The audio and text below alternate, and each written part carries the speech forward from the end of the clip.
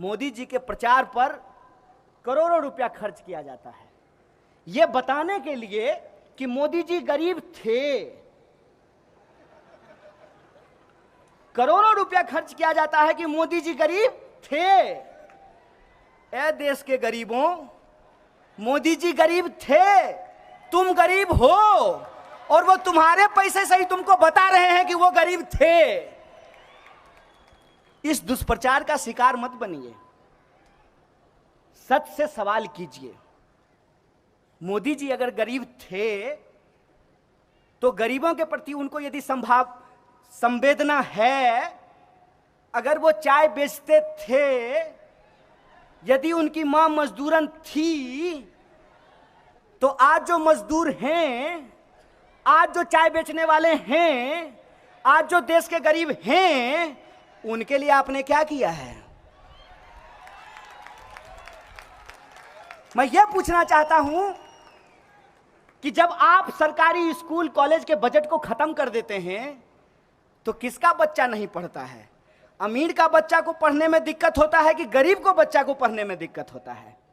जब आप रेलवे बेच दीजिएगा तो किसको इधर से उधर जाने में दिक्कत होगी? अमीर को दिक्कत होगी कि गरीब को दिक्कत होगी? गरीब को दिक्कत होगी ना। तो मोदी जी जब आप गरीब थे तो जो गरीब हैं उनके ऊपर अत्याचार क्यों कर रहे हैं? मैं ये सवाल पूछ रहा हूं, यही हमारा सवाल है, यही हमारा प्रश्न है। करोड़ों रुपया प्रचार में खर्च करते हैं, जिधर देखिए उधर तमाशा। बाहर जाएंगे तब तमाशा, देश लौट करके आएंगे तब तमाशा। ऐसा लग रहा है कि जैसे सरकार नहीं चला रहे हैं, तमाशबीनों की टोली बना करके चले हैं। भाई बजाओ ताली, तमाशा चल रहा है। अरे एक काम तो गिनाइए साहब, आप अपने वादे पे खड़ा उतरिए। मैं पहला आदमी होऊंगा जो आपका विरोध नहीं करूंगा। मैं आप कहें तो मैं आपको एफिडेविट बना करके दे देता हूं कि जो बात आप बोलते थे उसमें से आप कुछ बात तो लागू कर दीजिए। मोदी जी के पुराने भाषण को सुनिएगा। मोदी जी कहते थे कि अगर देश में एक मजबूत प्रधानमंत्री होता तो रुपया कभी नीचे नहीं जाता। मन करता था कि बाप रे बाप, ये आदमी कब देश का प्रधानमंत्री बनेगा। और जब प्रधानमंत्री हो गए हैं, रुपया रोज नीचे जा रहा है, तब एक सवाल नहीं बोल रहे हैं कि रुपया क्यों नीचे जा रहा है। जब मुख्यमंत्री थे तो भाषण देते थे कि मैं मर जाऊंगा लेकिन मैं आधार योजना को लागू नहीं होने दूंगा। आए भी, आधार योजना लाए भी और मरे भी नहीं हैं, एकदम जीता जागता खड़े हैं। जब मुख्यमंत्री थे तो कहते थे कि जीएसटी सबसे खराब योजना है, इसको कभी नहीं लागू होना चाहिए। अब सरकार में हैं, प्रधानमंत्री हैं, जीएसटी लागू कर दिए हैं और उनको मालूम है कि जीएसटी में गड़बड़ी है। आपको मालूम है, सैकड़ों बार उसमें परिवर्तन किया गया है, सैकड़ों बार। सरकार खुद बजट लेकर के आती है और कहती है कि कॉर्पोरेट टैक्स लगाने से देश को फायदा होगा, इसीलिए हमने कॉर्पोरेट टैक्स लगाया है। और जब मंदी आती है तो चुपचाप जो फाइनेंस मिनिस्टर हैं चुपचाप कॉर्पोरेट टैक्स को घटा देते हैं, देश को पता नहीं चलता है। अरे अपनी बात पे तो टिके रहते। एक कहावत बार बार कही जा रही है, बार बार एक कहावत कही जाती थी कि झूठों की बात पे और घोरों की लात पे कभी भरोसा नहीं करना चाहिए। अब ये झूठों की बात की जगह ये हो गई है कि भाजपा की बात पे और घोरे की लात पे कभी भरोसा नहीं करना चाहिए। एक बात हमको बता दीजिए जो इन्होंने कहा हो और जिस पे ये टिके हुए हों। और मजेदार बात ये है कि मोहन भागवत अपने भाषण में गौतम बुद्ध को याद कर रहे थे, गौतम बुद्ध को। और गौतम बुद्ध को याद करके वो ये बताने की कोशिश कर रहे थे कि इनको बुद्धिज्म में बड़ा भरोसा है। प्रधानमंत्री भी बाहर गए तो कहा कि हमने दुनिया को बुद्ध दिया है। देश में आए, कहे घर में घुस के मारेंगे। बताइए, सुनते हैं कि नहीं? ये भाषा सुनते हैं कि नहीं? घर में घुस के मारेंगे। अरे घर में घुस के मारेंगे, इसका बुद्ध से क्या लेना देना है? जो दिन रात युद्ध की बात करता हो उसको बुद्ध कहां से समझ में आएगा? बुद्ध तो कहते थे सत्य और अहिंसा की बात, ये तो करते हैं झूठ और हिंसा की बात। बताइए इनको बुद्ध से क्या लेना देना है। और बुद्ध ने क्या कहा?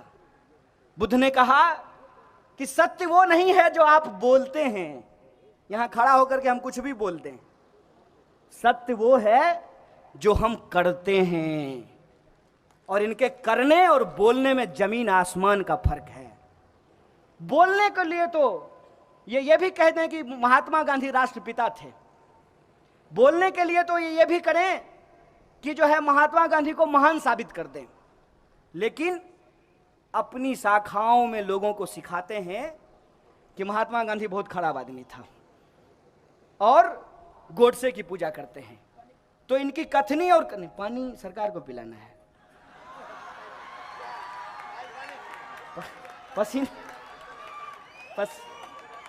मेहनत कस का पसीना है, टेंशन मत लीजिए।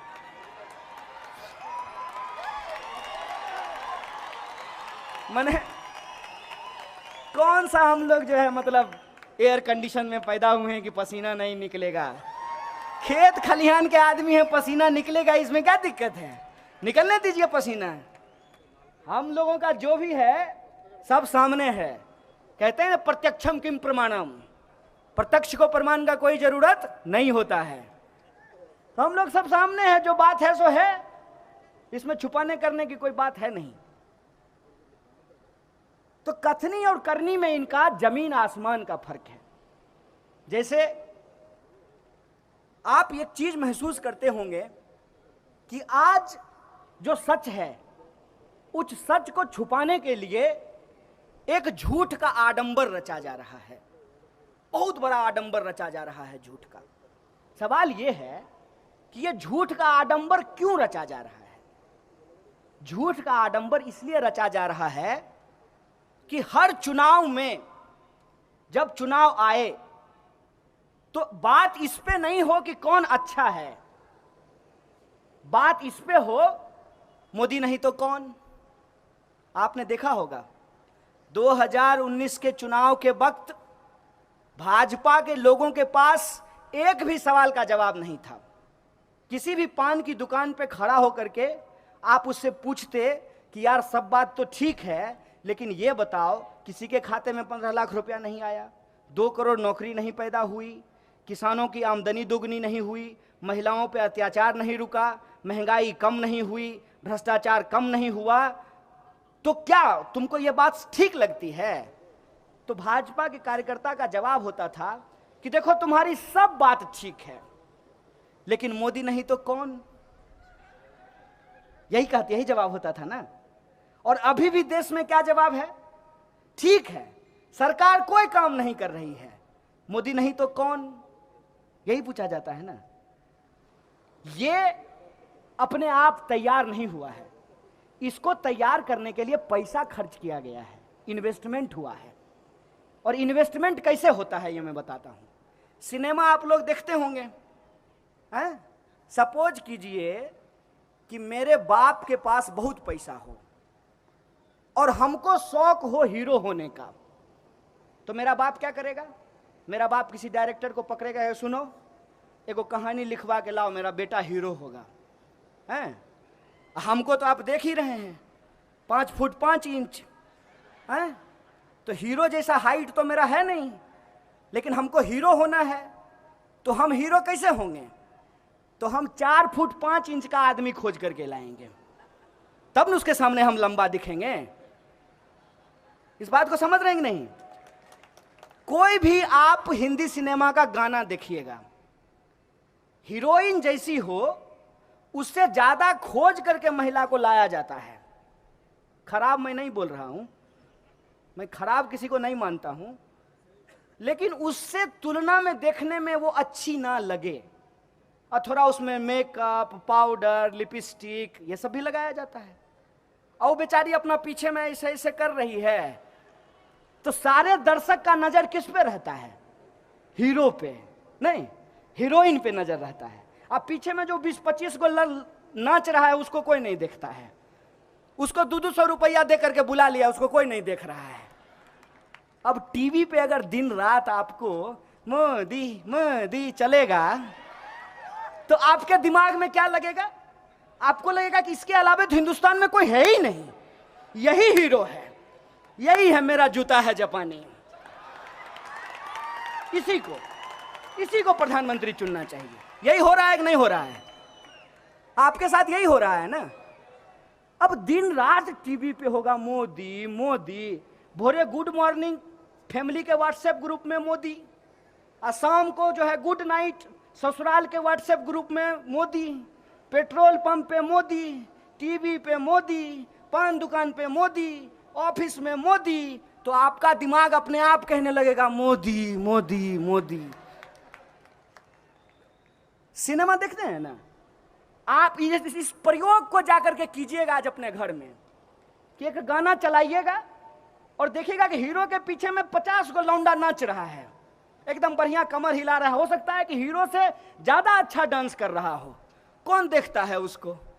क्योंकि हीरो को इस तरीके से प्रोजेक्ट किया जाता है। ये जो सामने में कैमरा पे काम कर रहे हैं, ये लोग बहुत वैज्ञानिक लोग हैं, इनको बहुत नॉलेज है। आपको बता देंगे कि कैसे जो है पीछे बैठे हुए सब आदमी को ब्लर कर देंगे और मेरा ही मुंह रहेगा।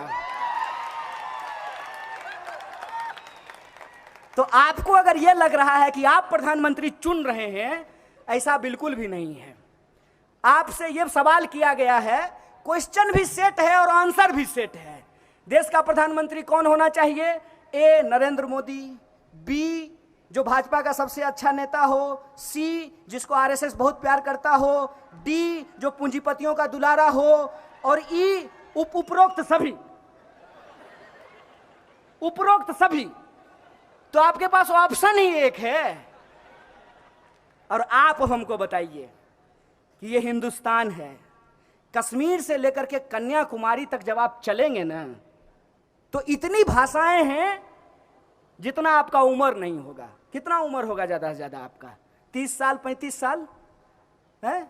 हजारों भाषाएं हैं हिंदुस्तान में, हजारों भाषाएं, हजारों संस्कृति हैं, हजारों बोलियां हैं और हजारों साल का इतिहास जिस देश के पास हो, उस देश में अगर यह कहा जाता है मोदी नहीं तो कौन, यह शर्म की बात है। इस बात को आप अपने दिमाग में डाल लीजिए।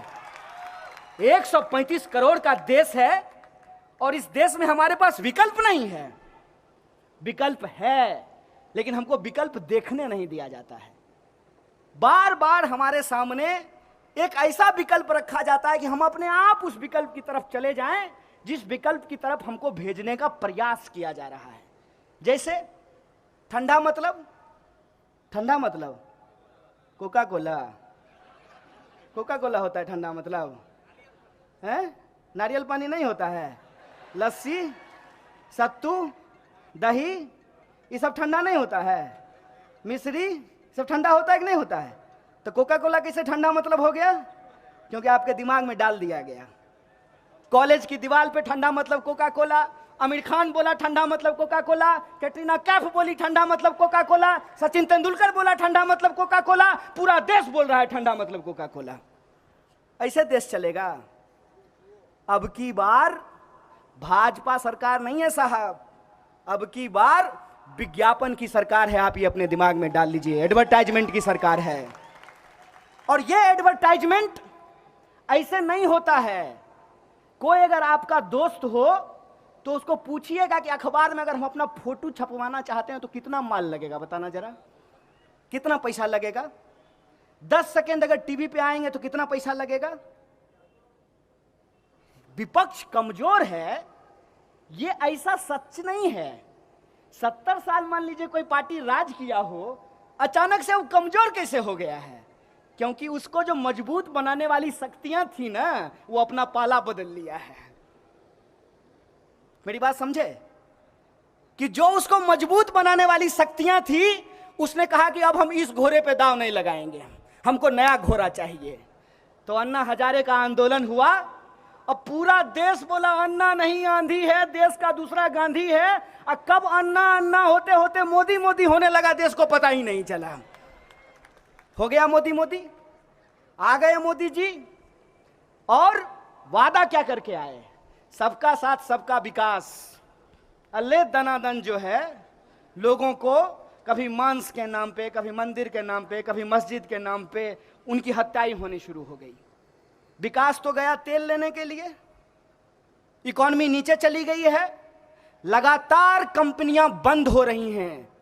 आज उत्तर प्रदेश की खबर है कि 25,000 होमगार्ड को नौकरियों से निकाल दिया गया है। इसीलिए मैं आप तमाम लोगों से यह आग्रह करने आया हूं कि देश खतरे में है, बचाइए इस देश को। हो सकता है कि आपके पास कोई चुनावी विकल्प नहीं हो, कोई अल्टरनेटिव इलेक्टोरल ऑप्शन नहीं हो, लेकिन यह देश हम सबका है, यह संस्कृति हमारी है, यह परंपरा हमारी है। इस देश में हजारों साल से सभी धर्म के लोग मिलजुल करके रहते आए हैं। ज्यादा दूर मत जाइए, अपने ही शहर को देखिए आप कि आपके शहर में मस्जिद है, मंदिर है, दरगाह है, गुरुद्वारा है, चर्च है, बुद्ध विहार है। ये हिंदुस्तान है जिसको गुलबर्गा रिप्रेजेंट करता है। इस बात को समझिए, आप क्रोनोलॉजी समझ लीजिए। ये बिक गई है गवर्नमेंट, अब गवर्नमेंट में कुछ नहीं है। हिपोक्रेसी की भी सीमा होती है। हम करें तो करें क्या, बोले तो बोले क्या। वाह मोदी जी, वाह वाह वाह। बस सिंपल बात है जी, मुश्किल काम नहीं है।